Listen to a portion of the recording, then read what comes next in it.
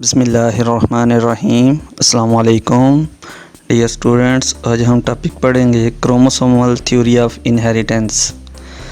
इसमें हम देखेंगे कि क्या क्रोमोसोम इनहेरिटेंस में हिस्सा लेते हैं या फिर नहीं, क्या इनका कोई रोल है इनहेरिटेंस में करैक्टरिस्टिक्स को एक जनरेशन से दूसरी जनरेशन में ट्रांसफ़र करने में या फिर नहीं। इसके अलावा ये थ्योरी किसने प्रेजेंट की थी और इसमें क्या एक्सप्लेन किया गया था। तो सबसे पहले 1900 में एक साइंटिस्ट कार्ल कोरन्स, उसने जब मेंडल के वर्क को दोबारा रीड किया, उसको डिस्कवर किया, तो उसमें उसने देखा कि कुछ ऐसी बातें हैं जो इनहेरिटेंस से रिलेटेड उसके लिए बेनिफिशियल हैं। तो उसने एक पेपर लिखा, एक पेपर पब्लिश किया जिसमें सारी की सारी बातें मेंडल के वर्क से मिलती जुलती उसने लिखी थी, लेकिन उसमें एडिशन ये की कि मेंडल ने फैक्टर बोला था, इसने ये कह दिया कि इसमें क्रोमोसोम है जो रोल प्ले करता है इनहेरिटेंस में। मेंडल को क्रोमोसोम का नहीं था पता, उसने सिर्फ फैक्टर नाम दिया था, लेकिन इसने बताया था कि क्रोमोसोम वो फैक्टर है जिसके बारे में मेंडल कह रहा था कि ये इनहेरिटेंस में हिस्सा लेते हैं। लेकिन सिर्फ इसके 2 साल बाद एक और साइंटिस्ट वाल्टर सूटन, उसने थ्योरी प्रेजेंट की जो आज की हमारी थ्योरी है, chromosomal theory of inheritance. Walter Sutton ने बताया था कि वाकई ये क्रोमोसोम ही हैं जिनके ऊपर जीन्स प्रेजेंट होती हैं, ट्रेट्स होते हैं और वो कंट्रोल करते हैं आगे इनहेरिटेंस पैटर्न को। तो इसमें उन्होंने बताया था कि जब मियोसिस होती है, क्योंकि हर एक लिविंग ऑर्गेनिज्म के सेल में पेयर्स की फॉर्म में क्रोमोसोम होते हैं। जैसे कल के टॉपिक में हमने देखा था कि ह्यूमन में 23 पेयर्स हैं जबकि 46 क्रोमोसोम्स हैं। तो अगर 23 पेयर्स हैं तो इसका मतलब है कि 2-2 क्रोमोसोम एक जैसे हैं, वो पेयर बन सकते हैं। तो जब मियोसिस होती है, 1 से 2 सेल बनने होते हैं, तो वो जो एक जैसे सेल्स होते हैं वो एक लाइन में आके इकट्ठे अरेंज होते हैं। जैसा कि मेटाफेज़ 1 में बताया गया है कि जो पेयर्स हैं, एक जैसे क्रोमोसोम्स हैं, वो एक लाइन में अरेंज हो गए हैं, उसके बाद मियोसिस का प्रोसेस होगा और वो एक जैसे क्रोमोसोम एक दूसरे से सेपरेट होंगे और नया बनेगा जो गैमीट। उस दोनों गैमीट एक दूसरे से मिलते जुलते होंगे क्योंकि एक जैसे क्रोमोसोम दोनों में मूव करके गए हैं। वाल्टर सूटन ने कुछ एविडेंस दिए थे जो उसकी थ्योरी को प्रूव करते थे। उसने पहली बात बताई कि जब गैमीट्स बनते हैं या फिर दोबारा एग और स्पर्म मिलते हैं तो दोनों में एक ही मैकेनिज़्म है जो क्रोमोसोम्स हैं। अगर 46 डिप्लॉयड सेल में थे तो जब गैमीट्स बने हैं तो उसमें 23 हो गए हैं, 23 स्पर्म में हो गए हैं, 23 एग में या फिर ओवम में हो गए हैं। तो दोबारा जब इनकी रीयूनियन होगी, एग और स्पर्म मिलेंगे, तो वो अगेन 46 हो जाएंगे। इसका मतलब है कि ये क्रोमोसोम ही हैं जो हाफ इन्फॉर्मेशन लेके आ रहे हैं मदर से और हाफ फादर से, और आगे ऑफस्प्रिंग में कंप्लीट इन्फॉर्मेशन ट्रांसफ़र हो जाती है। अब इधर एक क्वेश्चन आया, क्या एग और स्पर्म इक्वल कंट्रीब्यूशन करते हैं? तो इसका आंसर था यस, कि कुछ खसूसियात फादर से आती हैं और कुछ मदर से आती हैं। लेकिन इधर एक और क्वेश्चन आ गया कि जो एग है वो साइज़ में बहुत लार्ज होता है, उसमें सारी ऑर्गेनेलीज होती हैं, सब कुछ होता है, जबकि स्पर्म में सिर्फ़ और सिर्फ डीएनए और माइटोकॉन्ड्रिया होता है, यानी कि क्रोमोसोम्स और माइटोकॉन्ड्रिया होता है।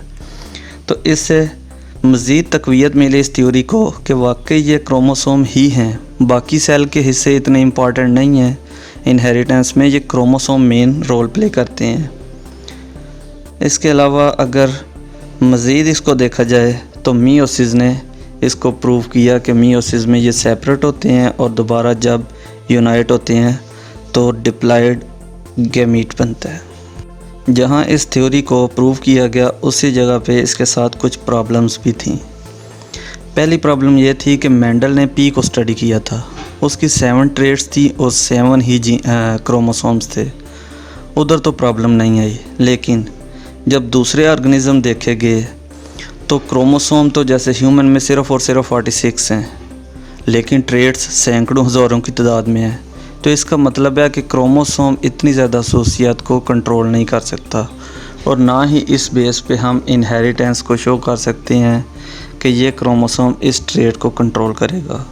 तो उसके लिए ये डिस्कवर हुआ कि हर क्रोमोसोम के ऊपर काफ़ी ज़्यादा तादाद में जीन्स प्रेजेंट होती हैं। जीन क्या होती हैं? क्रोमोसोम का एक छोटा सा हिस्सा होता है जो किसी ट्रेट को कंट्रोल कर रहा होता है, जिसकी वजह से ये थ्योरी जो थी क्रोमोसोमल थ्योरी ऑफ इनहेरिटेंस, इसको रिजेक्ट कर दिया गया कि क्रोमोसोम टेक पार्ट करते हैं लेकिन हर एक ट्रेट के लिए ये एग्जैक्ट अप्लाई नहीं हो सकती। ये सिर्फ क्रोमोसोम की लेवल तक अप्लाई हो सकती है कि एक क्रोमोसोम के ऊपर जो ट्रेट्स हैं वो सारी की सारी एक साथ जब स्टडी की जा रही हों तो फिर हम कह सकते हैं कि क्रोमोसोम इनहेरिटेंस में इस तरह टेक पार्ट करते हैं।